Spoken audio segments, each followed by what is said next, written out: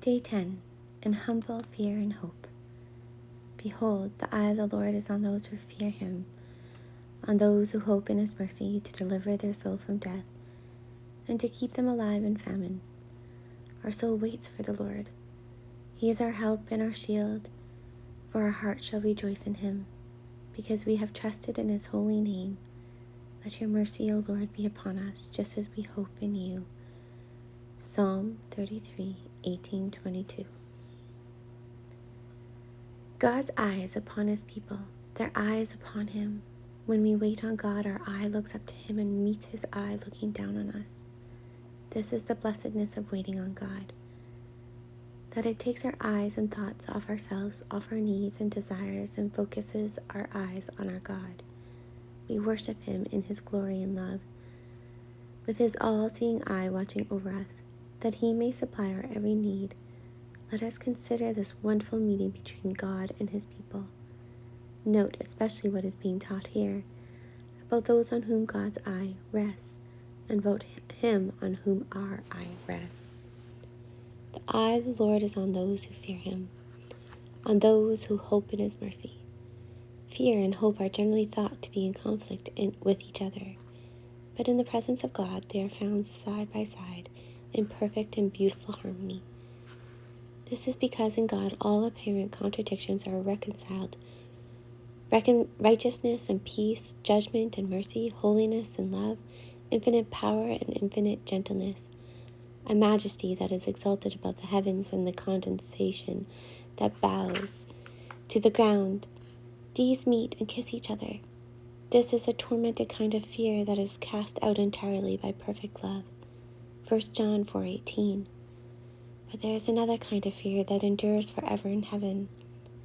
John witnessed the song of Moses and the Lamb being sung in heaven. Who shall not fear you, O Lord, and glorify your name? Revelation 15:4. Then a voice came from the throne saying, Praise our God, all you his servants, and those who fear him, both small and great.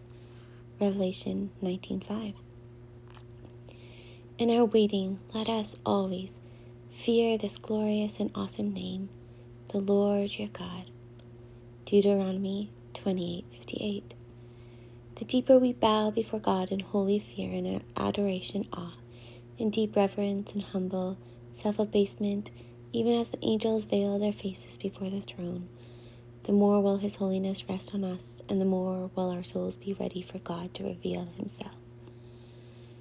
The deeper we delve into the truth that no flesh should glory in his presence, 1 Corinthians 1:29, the more we will be allowed to see his glory. The eye of the Lord is on those who fear him, on those who hope in his mercy. The true fear of God will diminish hope. Rather, it will stimulate and strengthen it. The lower we bow, the deeper we feel we have nothing to hope in but his mercy.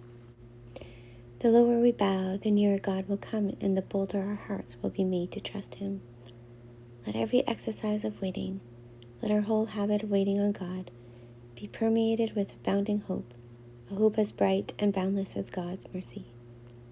The fatherly kindness of God is such that, in whatever state we come to him, we may confidently hope in his mercy. Such are God's waiting ones. And now, let us think about the God on whom we wait. The eye of the Lord is on those who fear him, on those who hope in his mercy, to deliver their soul from death, and to keep them alive in famine. The promise is not to prevent the danger of death and famine. This is often needed to stir the waiting on him, but to deliver and to keep alive. The dangers are often very real and dark. The situation, whether in temporal or spiritual, may appear to be utterly hopeless. Yet there is always hope. God's eye is on them. That eye sees the danger and sees in tender love his trembling, waiting child. That eye also sees the moment when the heart is ripe for the blessing and sees the way in which it is to come. Oh, let us fear this living, mighty God and hope in his mercy, and let us humbly but boldly say, Our soul waits for the Lord. He is our help and our shield. Let your mercy, O Lord, be upon us, just as we wait for you. Oh, the blessedness of waiting on such a God, a very present help in every time of trouble, a shield and defense against every danger. Children of God, learn to sink down in complete helplessness and impotence, and to wait in stillness for the salvation of God. During the utmost spiritual famine, or when death seems near, oh, wait on God. He does deliver. He does keep alive. Say it not only to oneself, but say it to each other, just as the psalmist speaks not only of himself, but of God's people. Our soul waits for the Lord. He is our help and our shield.